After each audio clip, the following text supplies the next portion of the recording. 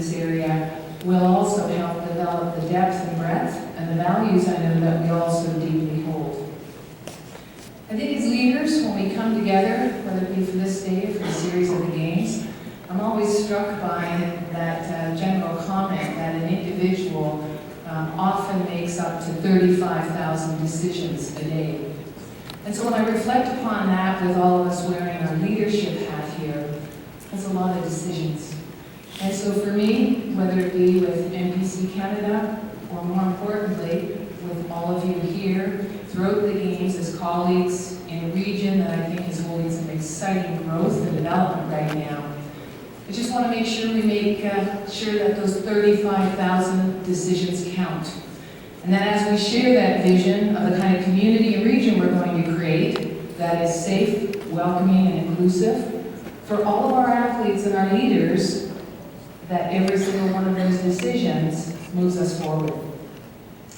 So as Julie said, I'm going to give a brief update and I'll add a little bit more detail to what was summarized before. So I would like to concentrate on three main areas. The first one is a little bit about our current status.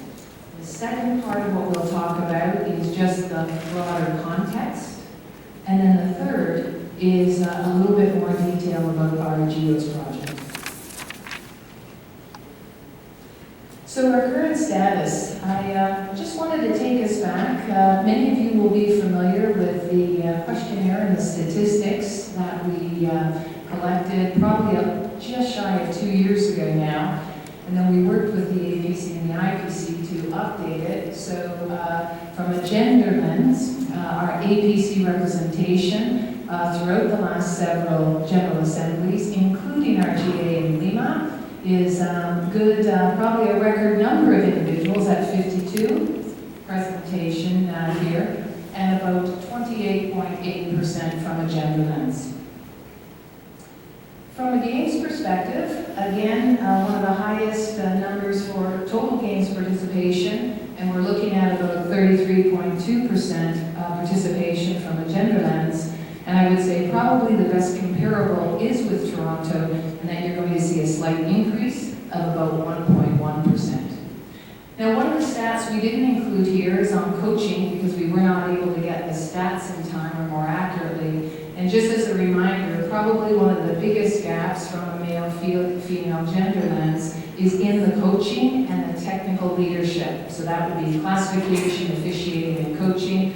And the stats when we last collected our data put women's involvement in coaching at approximately 17%. So that's probably the largest gap area that we need to pay attention to. So in terms of closing that gap, I just want to spend a minute on talking about what would be some of the background thinking that we need to consider. The first one is we all are in the larger community of the International Paralympic Committee. There is a women's strategy. The women's sport have been working hard at it.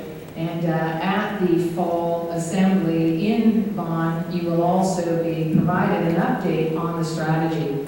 I really want to highlight two of the objectives, and the first one really speaks to increase the education awareness, understanding of gender equity within the Paralympic movement, and the second one is to increase participation and leadership at all levels within the Paralympic movement, and to recognize and celebrate the efforts of women in Paralympic sport.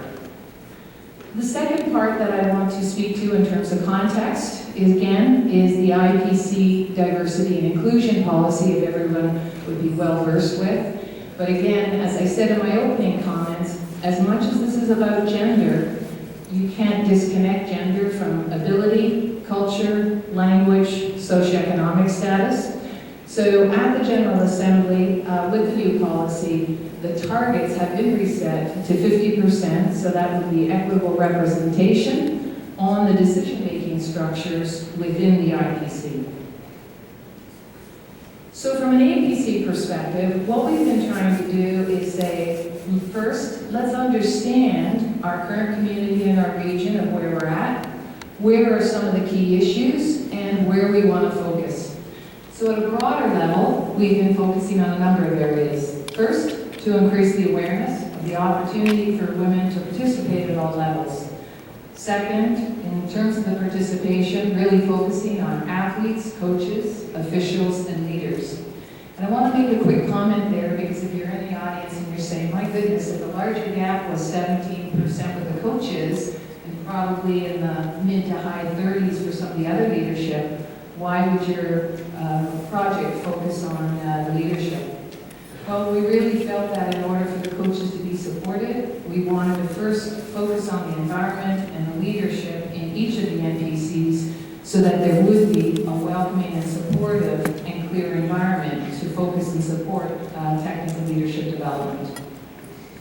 The third item is to access and share the leadership and programs in the Americas, and I think that was addressed a few times this morning.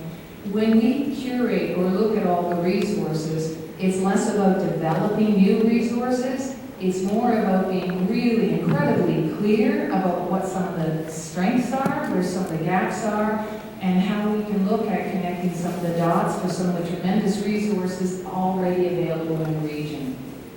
And then the last part is to look at some of the targeted investments. Again, many examples were cited this morning in projects. So if you have limited resources, whether that be dollars, people, capacity, time, what's going to make the biggest difference to accelerate those results?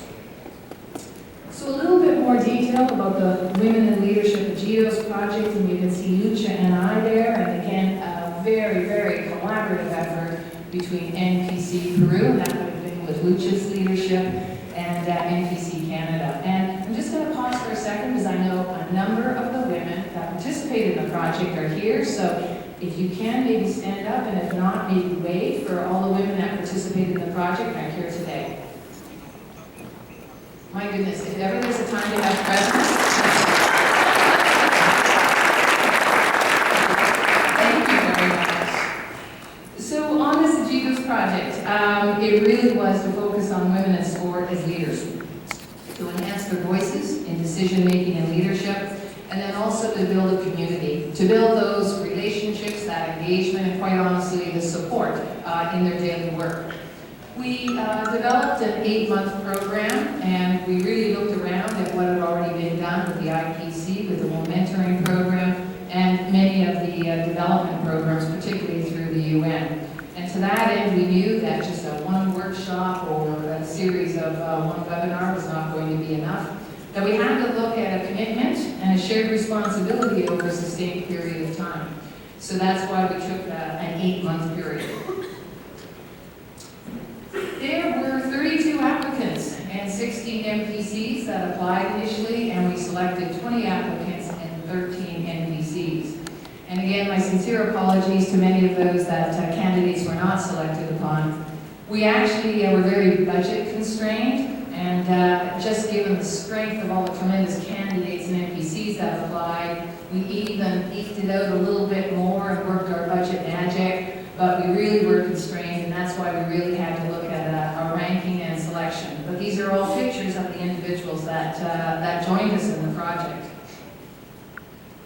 So a bit of a program overview. There were about 7 key points or elements of the program. The first was the workshop. So at the last part of January and the beginning of February, and for those of you familiar with Canadian winters, I should have put some shots, but needless to say, it was probably the snowiest. I actually think there were snow warnings out. I think everybody came up to snow about up to their waist.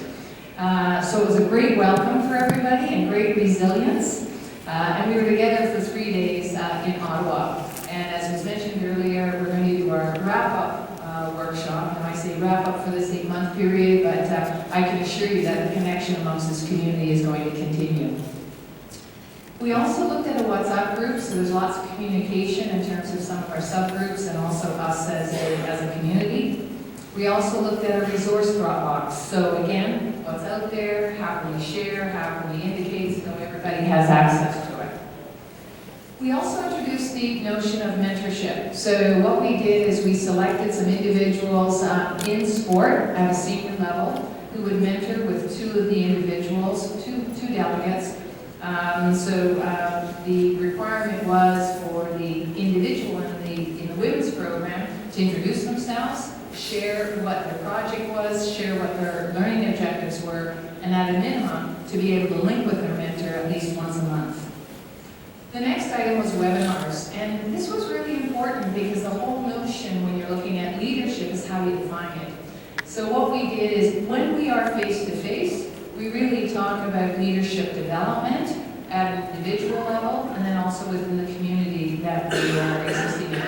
And then we use the opportunity for webinars to look at more, I'm going to say, management skills, so sponsorship, communications, marketing, and governance. So I'm going to say very tactical management skills. Again, we evolved and had some lessons learned. So our final webinar was actually just a few weeks ago. A video package sent out, and the webinar opportunity was for some questions and dialogues afterwards. The real core of this project for all of us was the individual learning plan and also the ad hoc project. So again, what we said was, where are your passions, where's your heart lay, what's important? And so each of the candidates came back with a recommendation for themselves individually, what was their priority and their 3 key objectives for their own development leadership. And the second option or element was their commitment back home to their NPC. Some were done individually, and some were done as a partnership.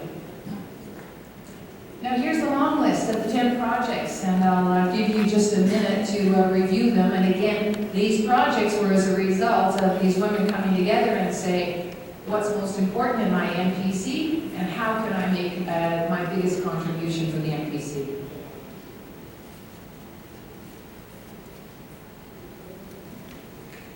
Now I'd like to take a minute and just highlight maybe 3 or 4 of these projects. And the first one was with Colombia, with Erica and Veronica.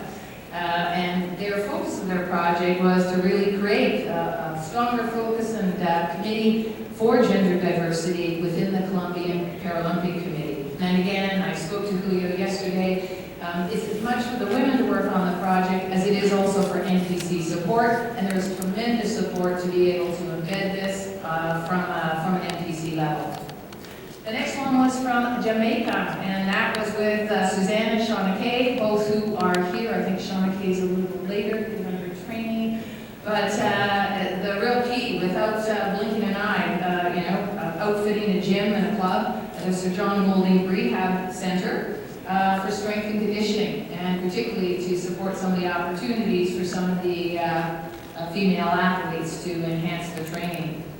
One highlight was from Mexico with Liliana and Abigail, and what they really wanted to do was identify and recruit women for Paralympic and adapted sport at leadership level through coaches, leaders, and also with athletes.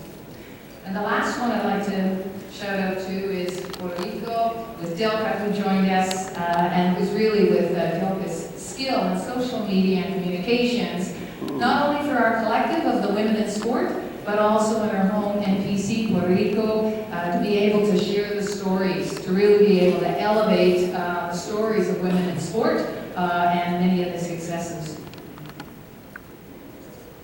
So in terms of the next steps, I would make an appeal to everybody here that wearing your NPC hat and your leadership hat, that within the context of the IPC Women's Sports Strategy and also the IPC Diversity and Inclusion Strategy, but more importantly, that over umbrella requirement for all of us to look at how we create a safe, welcoming, and inclusive environment, to look at what you're doing in each of your NPCs. Again, this is through a gender lens, but I think all of us right now, oftentimes people think that this has to be a big thing or a big project. And I truly believe, and that's why we started with the leaders. It really starts with us. It starts with each of those 35 decisions a day that we're gifted with in our role as an NPC leader, to understand what the vision is that we all share in this region, that I think we all know better, we can do better in this area. And as I said earlier, I'm so excited and proud to be a member of this region, because of all the regions, I see some of the most dramatic growth, I see some of the strongest engagement, and us moving forward in some great leaps. So thank you very much for your time.